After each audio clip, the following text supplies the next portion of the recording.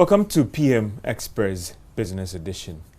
It is seen as a policy that would help reduce prices of petroleum products on the market.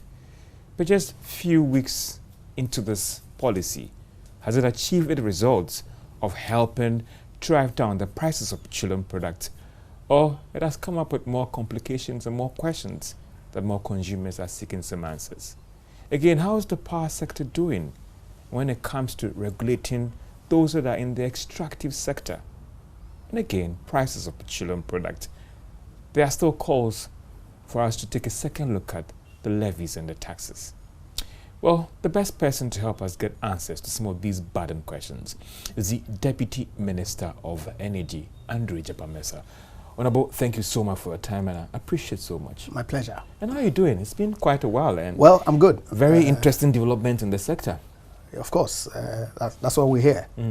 It's important for us to stay focused and work together as a team under the leadership of my minister, Dr. Matthew Puku Prempeh, to ensure that His Excellency the President's vision for the energy sector is achieved. And that's what we've been working on. And so far, I guess that you are the one to tell whether so good or not so good. But obviously, the lights are still on. There are no shortages at the pumps. Albeit the fact that because of the exchange rate situation and, of course, the price of the commodity, we saw some increases in petroleum products sometime in November, thereabouts. But when the dollar stabilized and we began to see some decline. The last pricing window, there was some slight increase. But Energy Security Institute of Energy Security has predicted, and the data that I've seen suggests that the next pricing window, which I believe will commence tomorrow, will see some. I'll be interested in what reduction. You have as a minister, because you have an array of data than what an institute or maybe a firm might predict. But I'll be coming more to that because, of course, I mean, let's deal with that before we go there. The pricing guidelines are circulated by the NPA to the various BDCs, and so it's not surprising to me when you have civil society organizations making comment predicting the price, because that information is already out. The public. Absolutely, and they have access to it. Of course, it will go to the industry players, and I wouldn't be surprised if CSOs get hold of it some way, somehow, and based on that, can then come out and preempt, if you like, not necessarily predict what the pricing will be at the next pricing window. And so, well, it is what it is. But it's good that there's clear indication that because the CD has stabilized somewhat in the past 3 weeks, the impact is one that leads to a reduction of sorts for the consumer, and that makes me happy. From the data that you are privy to as a minister, and I know that the regulators, in terms of circulating things around, what are you seeing in terms of the pricing for the next pricing window in terms of prices of petroleum products? Well, I expect that it will come down, consistent with the mechanism that goes into the pricing. And I'm sure that you're very much aware that there are two components that determine the prices. The price of the commodity on the international market, obviously the premiums that are then slapped on it, which is the margins that the IOTs then generate, and of course the strength of our local currency. And so if you have a stable price on the global market, which is hovering around 74, 76 thereabout, and relatively stable city, then you're likely to see, because of the forward pricing, okay, because I'm sure you are very much aware that BDCs don't price the product today based on today's dollar. They price it forward, such that, for example, if the dollar were to be 10 cedi today, the 2-week window that is expected to sell their product, they predict that the dollar may get to 15. And so they sell the commodity to you and I at 15 cedi today, which obviously, if it gets there, then they are covered. If it doesn't get there, then I guess that it's a decent mechanism that then did that. But of course, that's why the regulator is there to ensure that the consumer is not excessively shortchanged, if you like. And so I expect that with the mechanics as evident today, the prices would come down within the range that is being forecasted. Yes. That is 7 to 11 or? Absolutely. And obviously our expectation is that when additional consignment of the gold foil, policy that we are working, that framework of which has been put in place to ensure that we get some relatively, I don't want to use the word cheaper, because the truth of the matter is that competitive, you want to say? Competitively, if you like, priced petroleum products, of course, because a significant chunk of it is expected to be CD transaction by way of PMMC buying gold for Bank of Ghana, and BOS then sells the commodity to BDCs, and takes CDs, which then goes into the account that is used to fund the gold purchases. You would take away a large chunk of the forward pricing space that then translates to further benefit for the consumer. But it's still work in progress. Test run has been done. My expectation is that some consignment will come in, I believe, this week. And the NPE has indicated that the intention is to ramp it up to about 50-60% by March end 2023. So I'm hopeful that all things being equal, because if the price at the global level takes some 10 for the West. It's been fairly stable. Yes. Fairly stable. Absolutely. But remember that month. Last year when Russia invaded Ukraine, we got as high as 130 plus.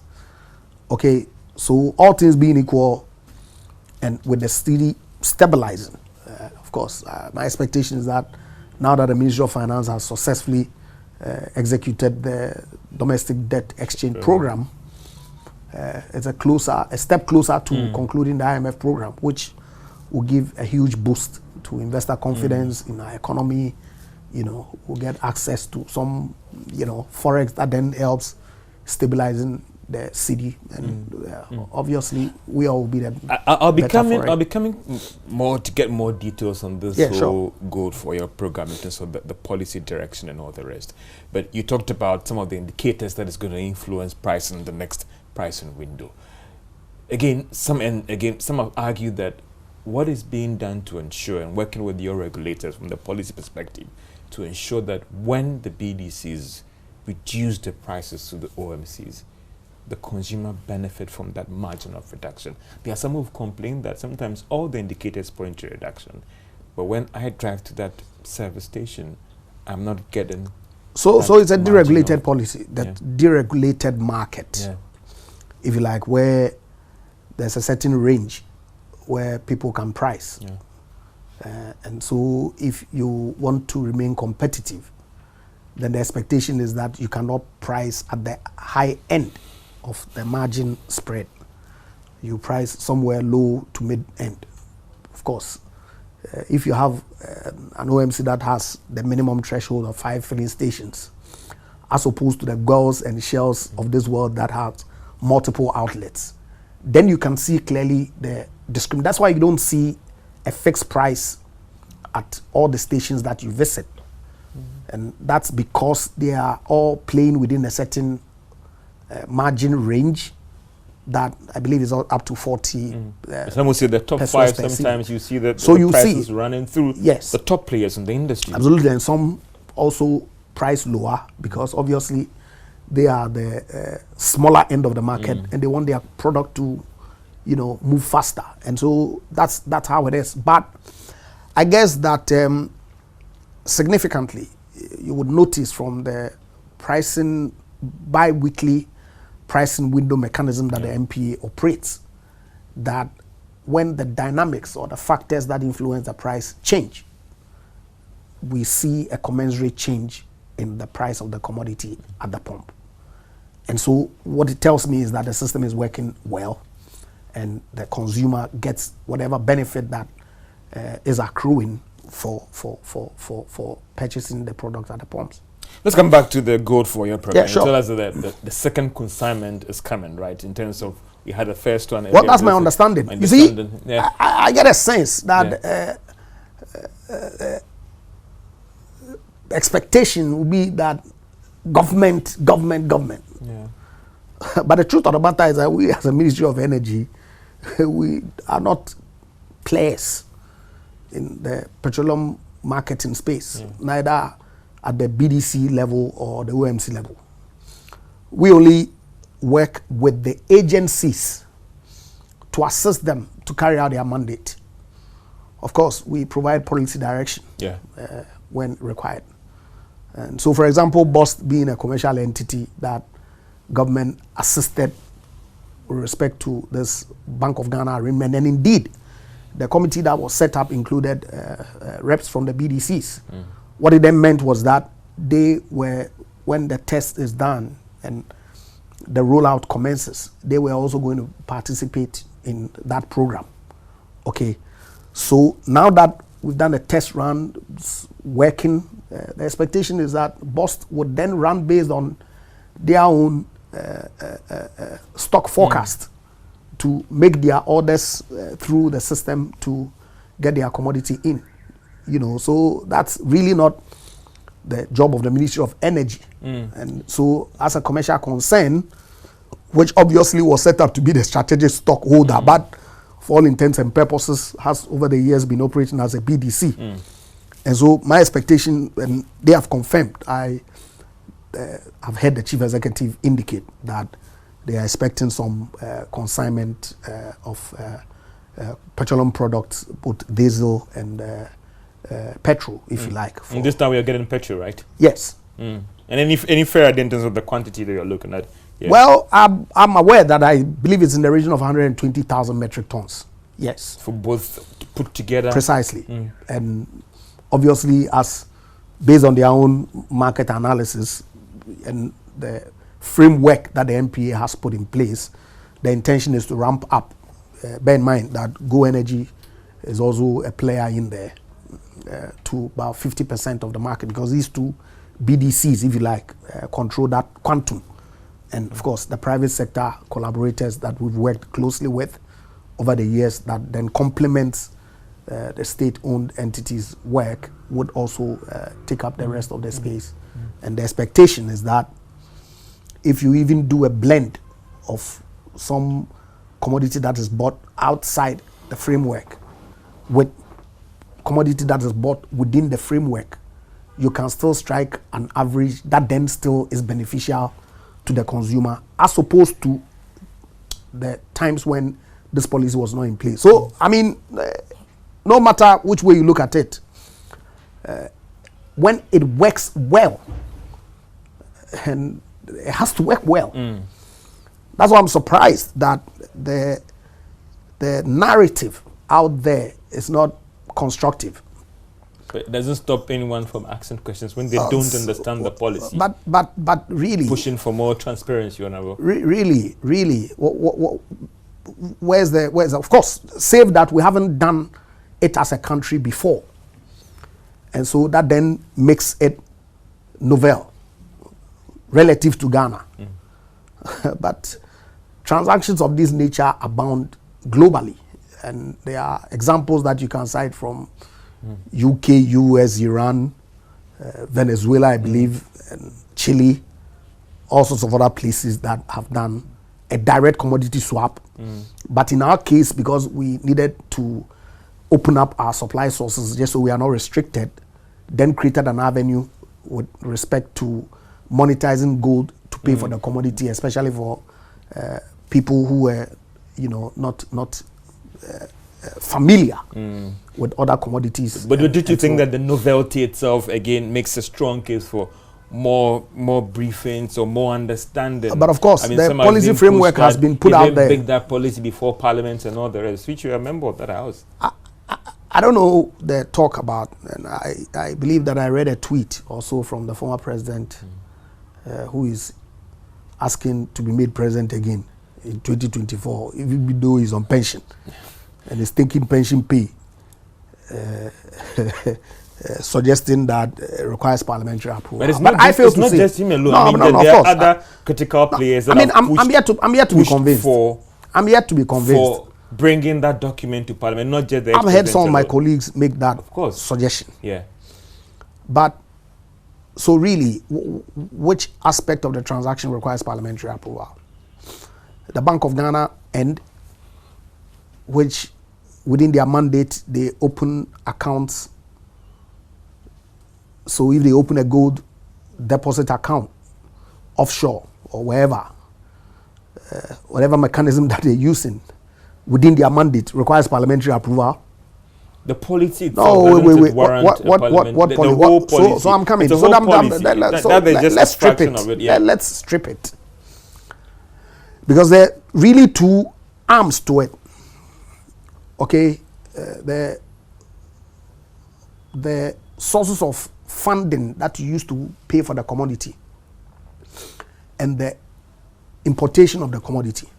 So let's deal with the Bank of Ghana bit. Bank of Ghana gives forex cover for all sorts of import programs, both oil, non-oil.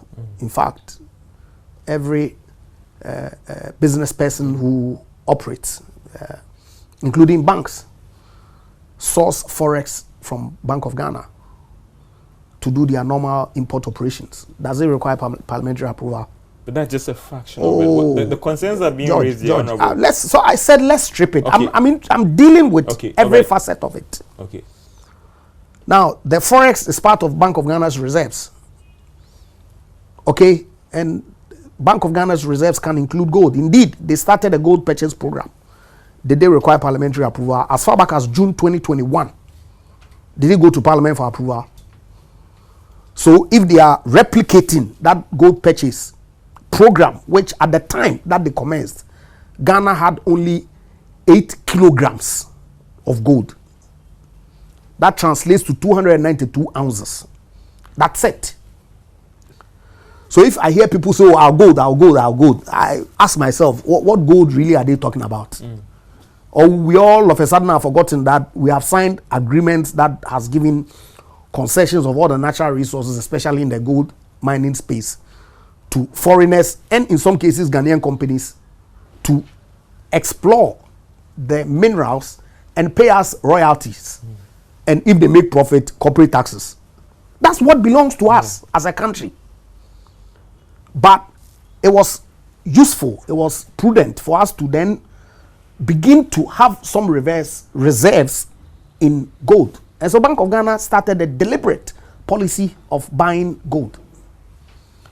Then, as I indicated to you earlier, the thinking then came up as to how we can ensure availability of the commodity at the pumps for the Ghanaian consumer in a way that does not adversely affect pricing and also Bank of Ghana's ability to source forex. Because ordinarily, it is remittances from the sale of these commodities that is supposed to come through the Bank of Ghana system, okay, to support our import program. But you see the data, the volume of gold that is exported out of Ghana on a year-by-year basis, and the declaration that other countries actually even make relative to how much that Bank of Ghana actually receives. You see that in effect, we receive pittance. And so a program like this that allows Bank of Ghana to aggregate the gold in country and pay cedi at a competitive rate. In fact, my understanding is that they're using the Bloomberg reference rate to purchase from the local artisanal and small scale miners who ordinarily would have exported these gold out of Ghana and potentially never find all the resources back in here.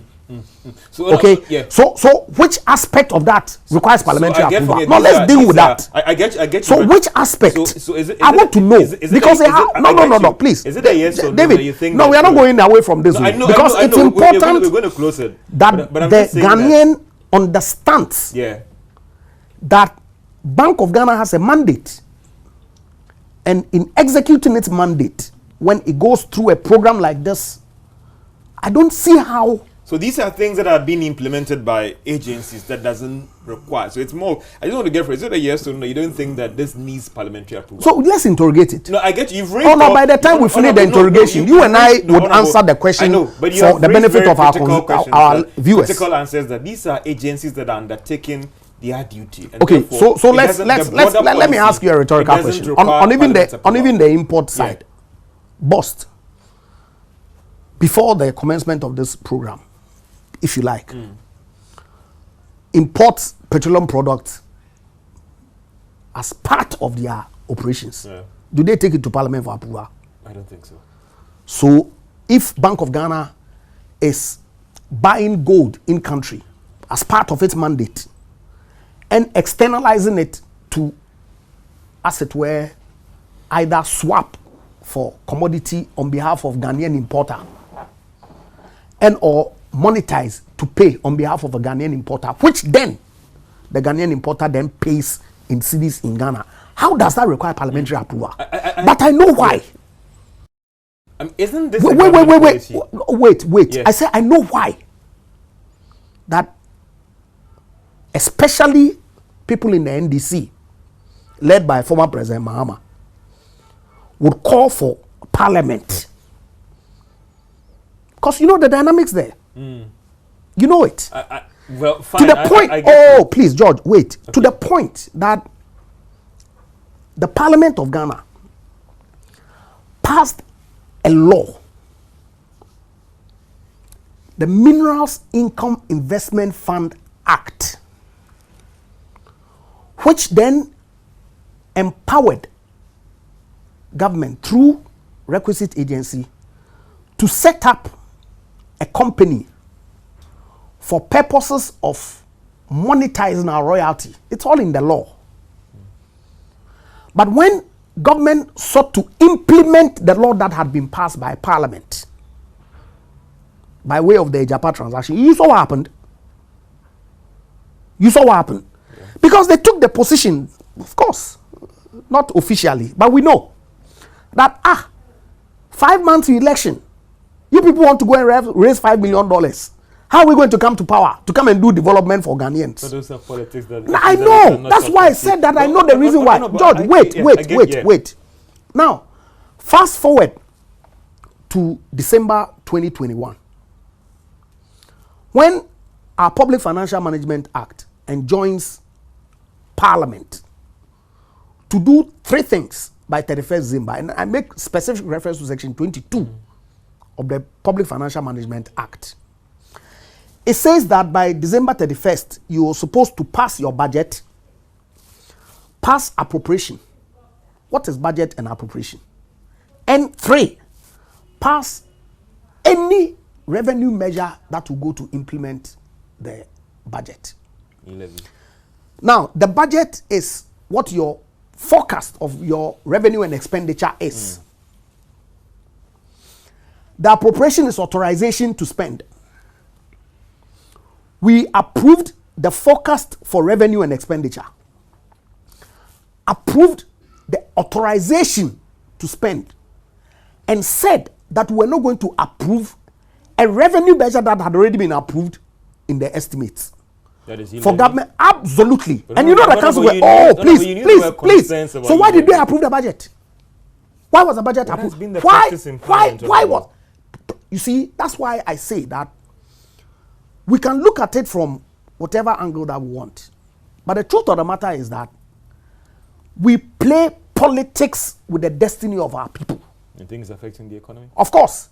Isn't it obvious to you? Some will say that it's about members working together on all these things to build consensus. You see, when people, to get these things approved, and that's when the people's interest, you're not working together. When people's interest, regardless of the consequences, is power.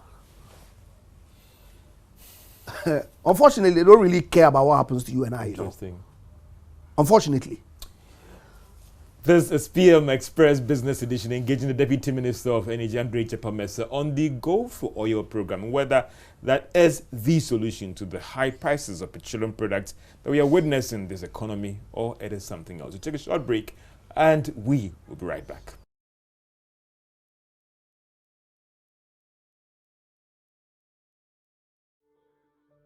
Welcome back to PM Express Business Edition. We're talking about the Gold for Oil program and its impact on pricing of petroleum products in the country. Let's get back to the Deputy Minister. So I get from you that you don't think this policy should be approved by Parliament, and that's the understanding. No, so I've asked you a rhetorical question. I get you, but the understanding is that because of what these agencies are already doing, there isn't any need to bring this policy to Parliament. No, not necessarily because of what they are doing, but I can understand their rationale for calling for the documents or the program, if you like, to be submitted to Parliament. It's purely to play politics because and that is your concern. It's not it's not a matter of my concern. No. I don't have no. It's not a question of my it's not a question of my concern because I've already debunked that call.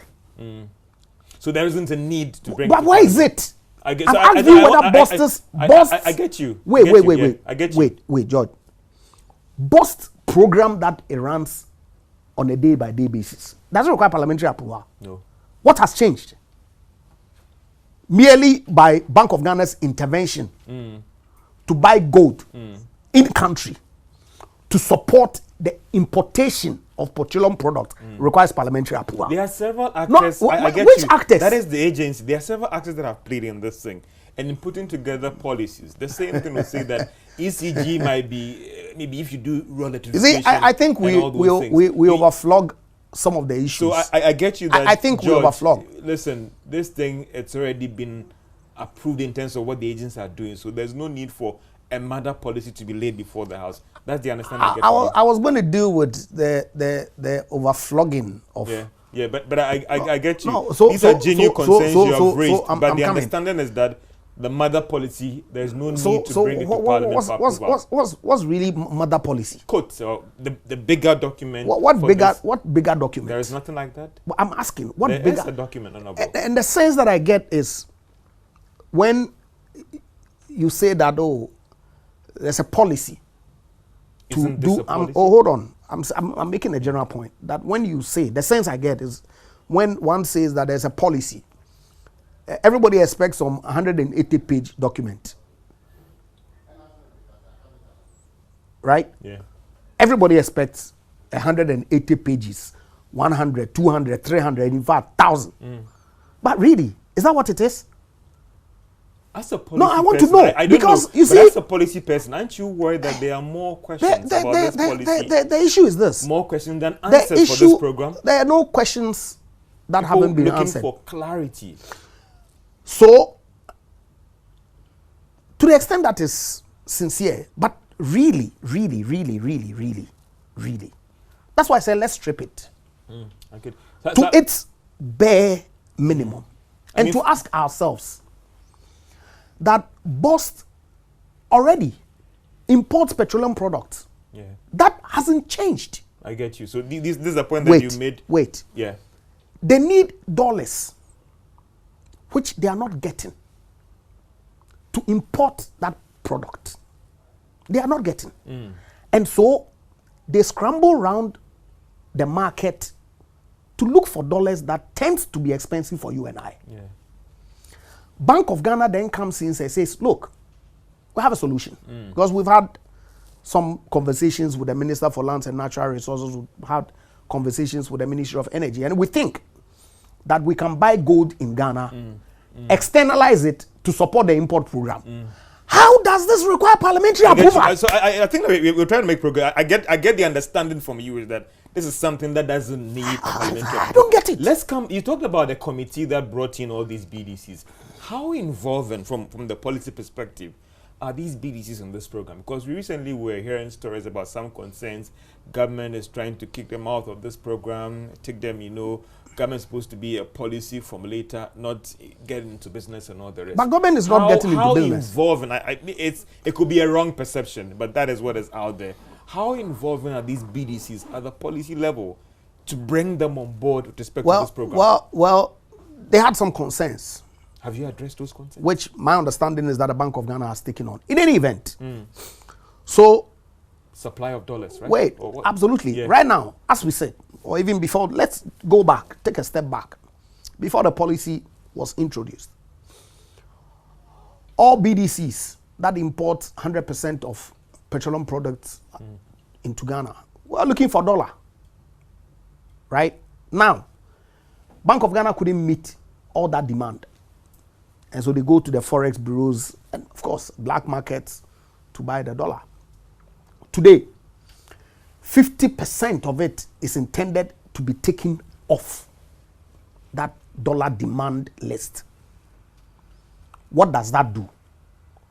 What it means is that all things being equal, Bank of Ghana should be able to meet the demand of the other half, if not even all of it, by about the 40-50% that has already been taken off. So it tells you clearly that they can get the dollar at competitive rates so that whatever imports that they bring in, bear in mind also that some BDCs actually buy from Bust. Yeah. Bust buys from some of the BDCs. And so that's why, if you recall, earlier on I indicated that even if you have a blend of these two regimes within the environment, that then leads to some saving for the consumer and for us. What do you tell That's our those who are interest. worried? And it could be perception, it could be a reality that government through other state actors are now taking this job from the BDCs. I don't think so at all. Because, of course, there's a 100% market. Government already plays through some state-owned entities, play in the region of 40-50%. Yeah. That hasn't changed. It's not like they're doing 100%. The BDCs play in the 50-60% space. And that is still there. And so really, and look, it was important for us to do the test run. Yeah.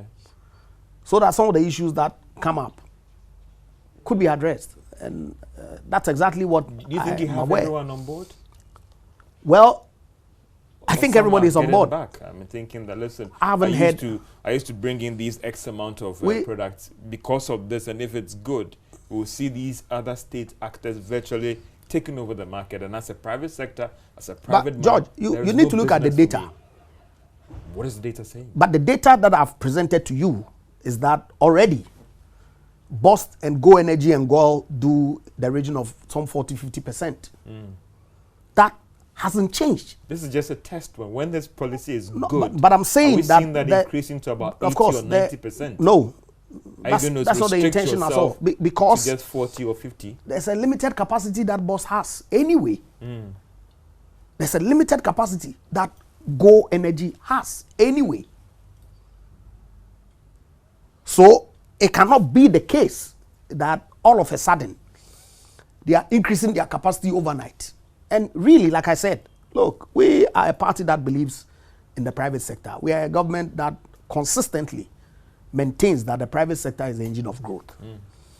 But you ought to go back to the history. In the past, all our petroleum products were imported by GMPC to complement what Tor was doing. Correct? So that entire space was government dominated. Government of Ghana, under the presidency of His Excellency President Kufuor, took out the GMPC factor and allowed private sector people to complement what Tor was doing. That hasn't changed over the years, and that's exactly what is happening today. So really, so these concerns are unfounded. There isn't any plan. I said to you, through these state actors, that if more products are coming in, and all the rest, there's a possibility that we could be moving from 40 to 70 or 80%. I don't think so. Why? Because you recall that even when we did the test run, that 40,000 metric tons thereabout came in. You and I were the same people who were saying that, oh, but the impact, we are not seeing the impact. Try as we did to explain that, look, this 40 is only about 10-15% of the consumption, monthly consumption of the Ghanaian. And so you begin to see some impact when you're able to ramp up gradually to meet the target that government set, which is to ensure that these two agencies are able to, Bank of Ghana is able to finance these two agencies. Of course, just so that it can free itself of some other dollars that ordinarily would have gone to these same people, so others can have access. Okay. When we ramp up to that 40%, 50% mark, BDCs who are collaborators, and we keep an open door since we assumed the offices of the responsibility for the Ministry of Energy. My boss has kept an open door policy with the BDC chamber. Patrick Fori, the doctor, has 24-hour access to my boss, my good self. We engage. I'm saying that they had concerns. Has all those concerns and the been concerns, now, as far as I know, has been taken on board and dealt with. Yes. We don't see the market players or these state actors going beyond 50%. Will you restrict yourself to 50%? But of course, I've told you already that there's a capacity limit. And that would put such that even if they desired, in any event, BDCs are actually welcome to participate in the program. One of the reasons why people... So long as they have suppliers who are prepared to go through... Are they coming on board now? Because they said they needed more time. I haven't heard any objection. So they're going to come on board? I haven't heard any objection. So what that means is that they are fully on board. There are, again, I talked about the questions and the push for transparency. I mean, we thought that with this program, it's all state agency, bossed, Bank of Ghana, PMC. There were some reports about certain middleman being a central actor in this whole policy. Have you heard that? I know it. And is that true? What was the difficulty? I'm just asking that but because we thought that this is supposed to be if I know it, agency coming together. If I know, what role is this supposed middleman playing in this whole program? There's no middleman necessarily in the negative sense that I get people. We all know what middleman sometimes. But you see, same way that the private sector participates in petroleum importation and sale. How is it that is okay? Private sector participation as collaborators of government is universally accepted. So how is it that if a broker is engaged to provide FX support so that Bank of Ghana can, of course, then trade the gold through that broker, that becomes an issue. FX support should be coming from the Bank of Ghana. Where are they going to get it from? Bank of Ghana when it comes to FX supply. Honorable, you know the Bank of Ghana. In finance, knowing where you come when they say lend of last resort. We know that when it comes to FX, Bank of Ghana's BOG is the last resort in FX. Lender of last resort. Yeah. Is your currency. Yeah. I know. Wait. Take your time. All the FX that Bank of Ghana gets into Ghana is from our export activities. And the commercial banks, when they also do. Of course, the commercial banks, well, I don't know where they buy the dollar from, but they finance exports mainly. And obviously, if we get some loan disbursement or some grants disbursement, which is in dollar, that's the Bank of Ghana sources. But, so they're doing a gold purchase program to finance oil importation. Two streams. Direct barter, which then is an exchange between the supplier and the Bank of Ghana through its gold account that is opened, I believe, in the UAE. And for those that require dollar because they don't have any commodity weighing to deal with gold, then they monetize the dollar through the broker to pay for that commodity. I mean, really, it's so simple and basic. Middleman's supposed to be a broker, right? You see, like I said, I don't get the negativity with middleman. But I've mentioned to you that there's a broker involved. And that broker is a middleman, right? is it coordinating this policy or what? Because describe it whichever way you want. But you see, I'm a lawyer, you know. I know. Wait, George. But you think that the Ghanaian don't understand who a broker is? I don't.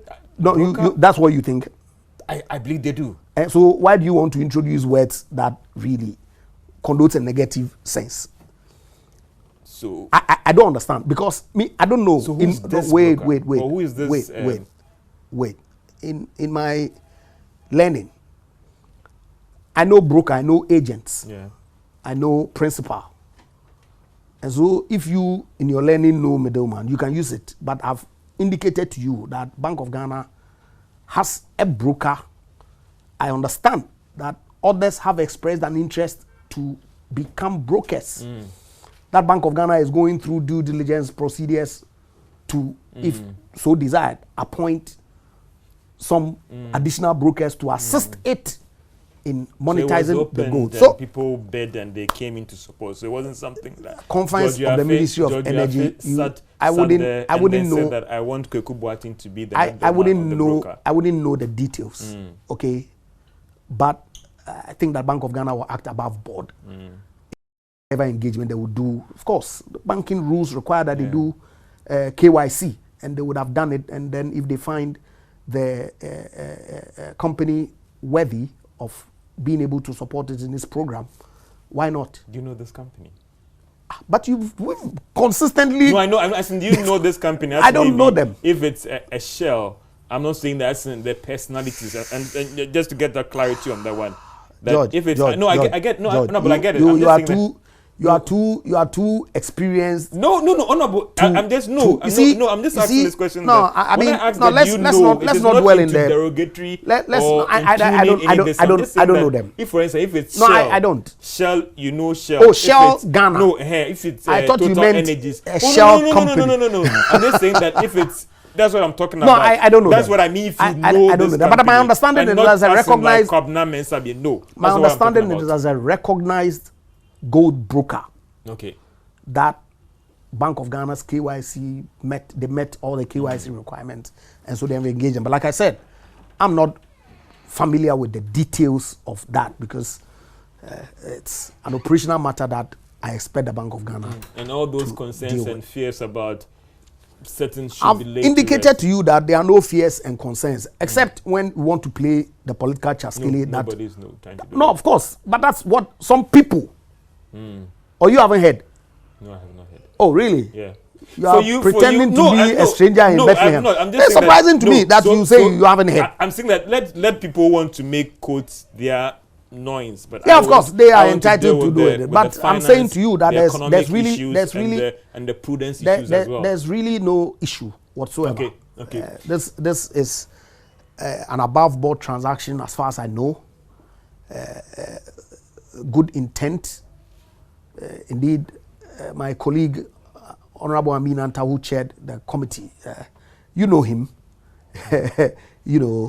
from the civil society stock, well-respected individual, and really, it's really appalling sometimes when the sense is created out there that people seek to profit from whatever transaction that they execute on behalf. Do you think that if there was more information out there, it but would what information? More clarity. But of course, what clarity haven't been provided?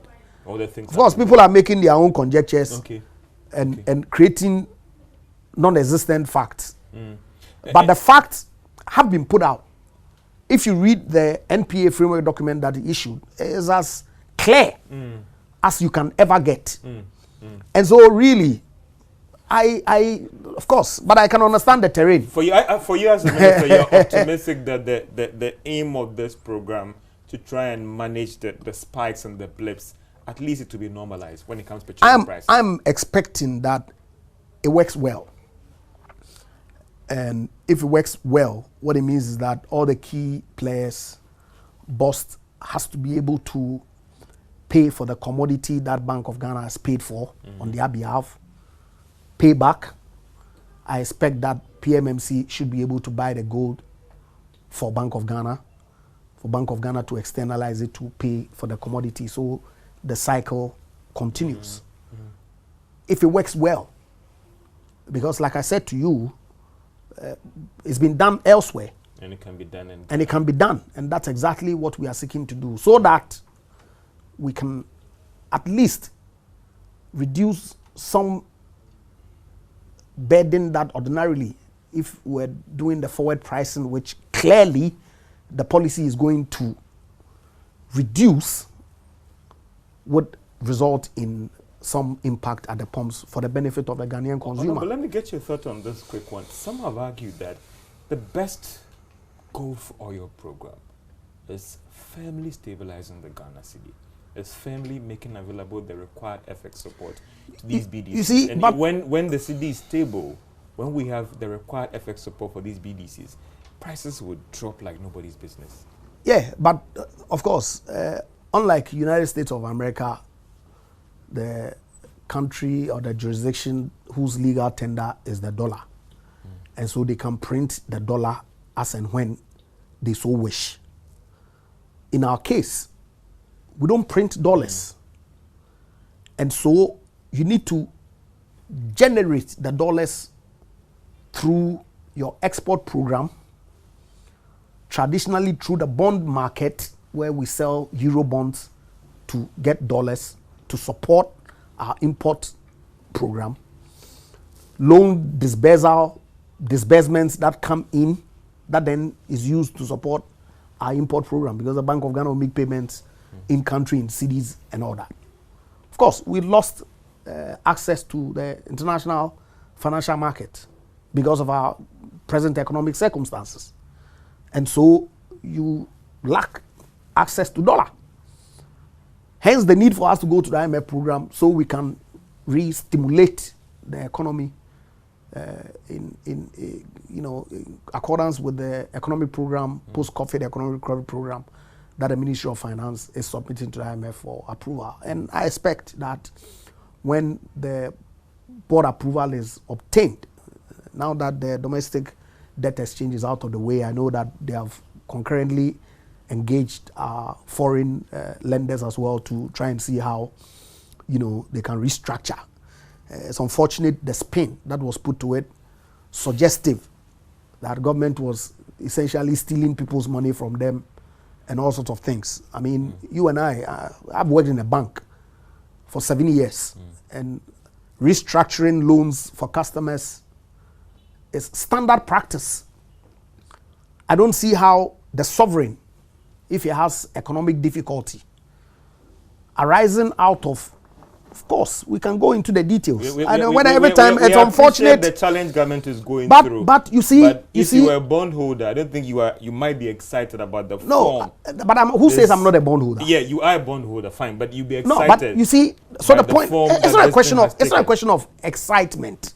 You'll be worried. It's a question of reality and the risk that is associated with a program that does not succeed. Because bear in mind that yes, we say that government bonds are the most secure. That doesn't mean that it doesn't carry risk.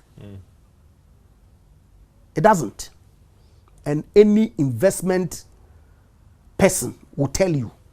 But of course, it has relatively lower risk as opposed to other commercial bonds and stocks that have a rather volatile or could potentially be volatile. Government bonds are significantly low risk. And so the point that I want to make is this, that the negative narrative, and I empathize with the pensioners and the people who are picketing at the Ministry of Finance, which one convener of the bondholders forum has come out to say that exercise in itself is unnecessary, because there's an option available to you not to participate in the program. And indeed, when the statement was issued by the Ministry of Finance, even though I heard Joy FM trying to put some spin to it. I don't think Joy FM put any spin to. But why don't you let me land? I'll let you land. This is PM in Express Ghanaian business. Palace. This is PM Express Business Edition. We're looking at the Gold Oil program, whether it would actually help in reducing the price of petroleum products. We'll be right back after this break.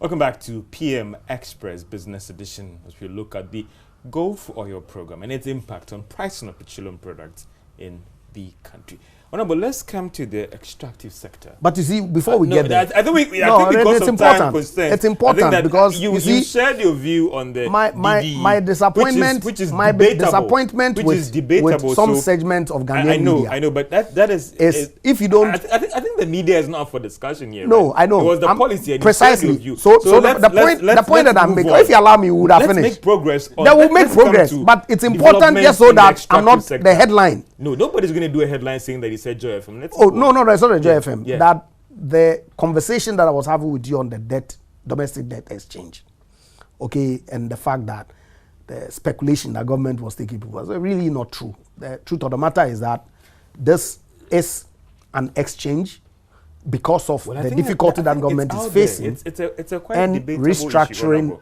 issue, is really normal. That's why all the banks, after negotiating to have some relatively better terms, if you like, have all signed on to the program. And it's like the finance minister keeps saying, it's important that we burden share so that we can get our economy they signed on voluntarily to pre-COVID growth era where 2016, 2017, 2018, 2019, we saw growth in our economy upwards of 7% average per year, that Ghana was touted as the fastest growing economy in the world until COVID struck. Okay, let's come to the extractive space. Yeah, sure. Since ExxonMobil left, what is happening? Well, a lot of activity has taken place. Like, but you see, of course, there's been several discoveries that have been made. There's been some appraisal programs that are ongoing. We are expecting Eka Energy to submit their plan of development for the Eka field by end of March, and so on and so forth. And we've carried through some roadshows to try and market some of our blocks. Indeed, and in fact, my boss has actually cancelled 4 petroleum agreements that were executed during Mr. Mahama's era. I saw his comments a few weeks ago suggesting that 8 wasted years. Meanwhile, the so-called blocks or producing fields that he says he left Ghana were all given on the President Kufuor's era. And it took time. Let's hold on. We'll move forward. What is happening right now? I mean, those times this interjection is not going to make our program because I'll make my point. They are not. No, I will make my point. No, it's important. I make my point and I'll make it. That it took time for those fields to get to maturity and production. All the petroleum agreements that he signed as president, none of them has reached production. None. And so to suggest that Akufo-Addo's years has been wasted, you can look at the number of discoveries that have been made. But this is an extremely expensive enterprise. And so it takes time for people to source investment, especially with the onset of COVID and the energy transition, which then led to some significant financial embargoes that companies had to endure. Thankfully, because of Russia-Ukraine invasion, people, especially from the OECD countries, have taken a step back because of energy security to start engagement in fossil fuel development. Of course, in a responsible manner, just so that we cannot, damage the environment further. And so there's a lot of activity that is ongoing. And my expectation is that in the fullness of time, all the people who are actually engaged in activity now are all operating within the confines of the law. Our law allows them to have periods within which they do exploration and production. Nobody's in breach. Those that were in breach, the 4 that former President Mahama signed, have all been terminated, and we have repackaged them to market them. And so we are are we going to see any new entrants into the industry based on your roadshow that you've done? Are we going absolutely. To Indeed, the Honorable Minister has constituted a team. Unfortunately, the last licensing round that we did, there was an MOU that was executed to negotiate the petroleum agreements in 6 months. It's been 3 years. Okay, people want to negotiate terms that really does not inure to the benefit of Ghana. And we as a government have insisted that we need to protect the integrity of our assets so that the Ghanaian can have better value for our natural resources. And so some delays have occasioned, all the MOUs have lapsed. My minister has indicated to the chairman of the government negotiating team that, well, they can have only 3 months to conclude, failing which we would then take over all those blocks as well and re-advertise them. But there's been significant interest that has been shown. Committee has been set up, going through the motions to seek approval from His Excellency the President, Cabinet, to engage in direct negotiations with some of the key players. And there are some oil majors in there that have expressed interest in taking a stake in some of our blocks. So we're working on it. I'm going to see some of these major firms, because some were worried that. But I said, I know. I'm just making a point that after Exxon left, I mean, we're expecting the Shells and the Chevrons.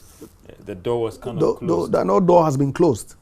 Indeed, ENI is part of the companies that are negotiating under the last licensing round. And ENI is a big player, no?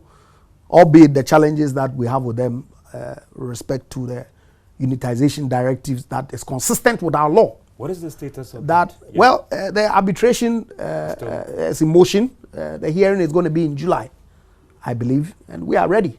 All our processes have been filed. The full whole of this arbitration or the out of settlement? Well, we have attempted it, and our doors are open. Bear in mind that there are private rights, not government, that are involved. Okay, and we have facilitated several conversations. I'm not empowered to provide you the detail, but I think that the government of Ghana has done what is in the best interest of our country, out of court issue, to limit unnecessary development costs, which, because we anticipated, in fact, it's industry, global practice, that when two adjoining fields, there's a common, it's established that the reservoir is united, if you like, or there's one common, the reservoir is common to both fields. To have efficient exploration, you develop it together as one. And that's what our law says, and that's what the government of Ghana, we're not going to cut corners for the benefit of anybody, would enforce our law, and we expect that our partners who come in will respect our law. And that's what I can say on that for now. You explore the full arbitration, not an out of Well, court? we haven't gone on arbitration. It's ENI that has gone on arbitration. The government of Ghana is a defendant, and we're going to defend ourselves. You wish it's taken out of the arbitration? I've said to you that we have provided avenue for conversation. I believe that the most recent conversation that took place between the two parties was sometime last week or so. Because I was having, of course, it's private, so I cannot provide more detail on that. But I know that my minister has been informed that there was no successful negotiations that transpired. So we'll continue. This space is seen as very, very competitive, and I get some of the concerns that you've expressed about finishing round of negotiations on some of these blocks and development area and all the rest, that if nothing happens, you resell and all the rest. There are also concerns even about some of the players complaining that they feel harassed by the regulators and all the rest. Well, I don't know about anybody. Typical example is sure. the tallow issue, GRA taxes. The concern here is about us treading cautiously, not to us to be tagged as a not good environment for these? I don't think that players? if we're not a good environment, ENI, even though they are in arbitration with government of Ghana, would be negotiating for another block in Ghana. I don't think so at all. You don't think so? But that's the Salu fact. is the Salu issue. Wait, George. I know you are the one who is asking the questions. Yeah. But it's important that when you make statement, I put it to you. All right. So that's the fact. Yeah. Support what you just said. If we're an unfriendly environment, why would the people who have taken us to court be interested in negotiating for a block in an unfriendly environment? It just doesn't add up. But you see, it seems to me that the suggestion is that because we want to attract foreign investment, if state agencies find something that has occasioned a loss, if you like, or some revenue that is due Ghana that has not been paid, we should keep quiet and not ask that the parties do the right thing. We will be reneging on our responsibility as a government if we did that. We'll be breaching our oath to the people of Ghana. And so it's important that, yes, we provide fair field for people to ventilate whatever concerns that they have. And I know that at the highest level,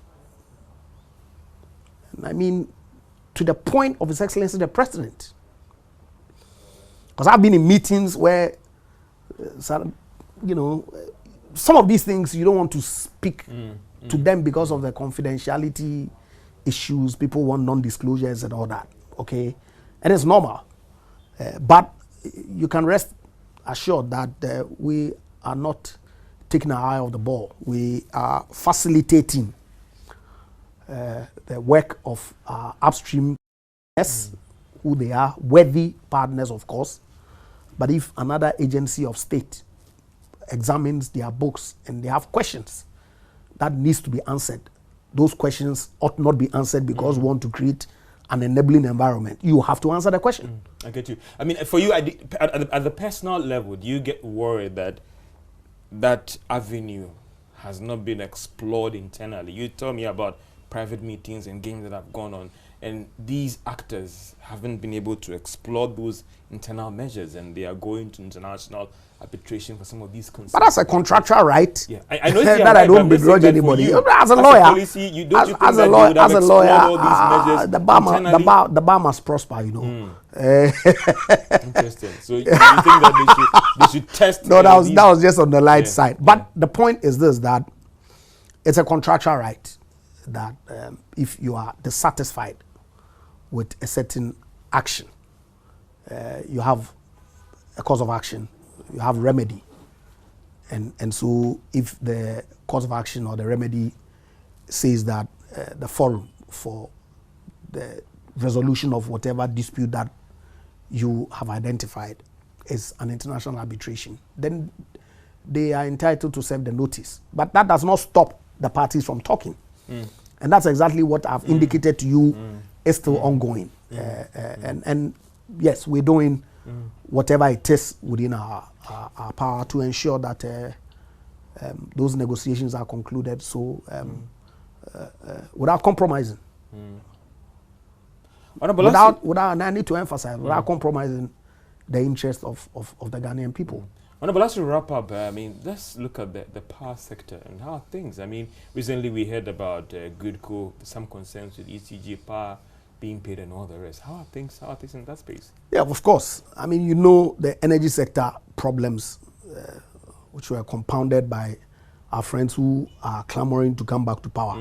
Some are saying that you had about almost 8 years. I mean, so the problem should go away. Oh, so it should go away. Today, no, I'm asking you whether consumer out there. No, so it should go. No, so it should go away. This problem. I don't know why we hate the truth. No, it's not about the truth. See, hold on. It doesn't matter. But because the problem should be solved right now. The problem is financial. You have huge obligations that your distribution company cannot meet. You have expensive power that you are buying. You can't pass all of it on to the consumer. So what are we talking about? 5 years is not enough. 6 years enough. So So the- negotiate some of See, these you contracts. see- If it's about paying realistic you see- tariffs, if there was a gradual adjustment in time. So I'm we should asking be you a making question. progress. I get you. I'm asking you a about question. the problems, and I'm not contesting you on that. No, one, but I'm wait, saying that wait. And the I'm number not, of but of years, course, we should still be raising that as we problem. we talk of debt, but we conveniently forget that some of that debt was contracted to pay down a significant chunk of the energy sector bill. They're still outstanding. If you look at the energy sector recovery program document, you would see that business as usual is going to lead to a debt of 12 billion by 2023. We are already there. As in the But of course, tariffs a or lot what, has been or done. The contracts. A lot has been done to resolve the issues within the space. Yeah. Save that, it's not an event. It's a process that would take Precisely. 5 years, 6 years. Take potentially more, 7 because if years. you have We should see 15-year we should be contracts, making progress on some of if these you have 15-year contracts, what it means is that you have a 15-year problem that you need to deal with on a year-by-year basis until the contract lapses. Yeah, yeah. And in fact, have a post-15-year problem because there will be debt that you need to pay. Yeah. So I'm just saying that moving on. The point is this. At least the lights are on. How long will it be on? They've been on for 6 years. I'm saying, how long should we expect this stability? They've been Because on for 6 years. Yeah. So it stands to reason that they will continue to be on for the next 2 and 4 and 4. Okay. Because that's what I would wish, that the Ghanaian would retain the New Patriotic Party in government in 2024 to continue the work that we are doing. Because you see, look, you will get there. Yeah. But I'm raising the financial issues in the sector and all the rest. Yes. I think that what progress has been made. If Grid Coast issues are anything to go by, that is serious. No, but What of course, progress precisely has been the reason why made to deal with the financial issues facing the problem. After all, it's the not the quarterly review mechanism started and that it will be implemented to of the course. letter. You push for that. But even that, It's still not enough. I'm asking. yeah, of course, it's not enough. Okay, unless of course you want them to charge maybe 20 cedis per kilowatt hour for electricity, then you can pay all that obligation down. So how are we dealing year. with But that problem in terms of the financial threat in the industry? So it's a balancing act, really. You need to evaluate, and PURC is there to protect the consumer. That's why when you see ECG requesting for 430% increase in electricity tariffs, PURC will not grant that kind of request. That's why when you see Ghana Water requesting for 130% increase in tariffs, PURC will not grant the request. Because there are some benchmarks they themselves have to meet. And we're working with them, the management of ECG, to improve their revenue collection on the ground. I'm sure you are aware of the task force that was set up that has led to significant improvement in their revenue collection. Yeah. Okay, but there's still a lot more to be done. They have defective meters all over the place. It requires money to retool some of these things.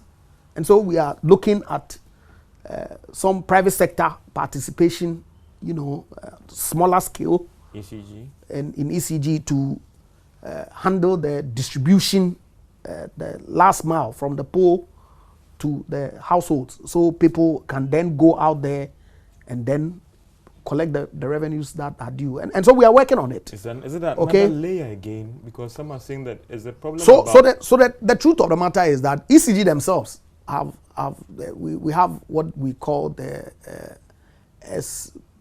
small business unit or something, SBUs, yeah. right? That they've piloted, that essentially creates companies, if you like, within ECG. Okay, and it's worked well. And so we're looking at escalating it to the ECG and ultimately NETCO coverage areas to ensure that we are able to get an efficient system in place that allows all the revenue that is due ECG to be collected. So everybody else in the value chain can be paid. Because, right, from the fuel, that's the gas that is used to power the plants, to generate the electricity that is then transmitted through Gridco to ECG. The only point where monies are actually collected is at the ECG end. And the transmitters have to be paid, the generators have to be paid, the fuel supply has to be paid.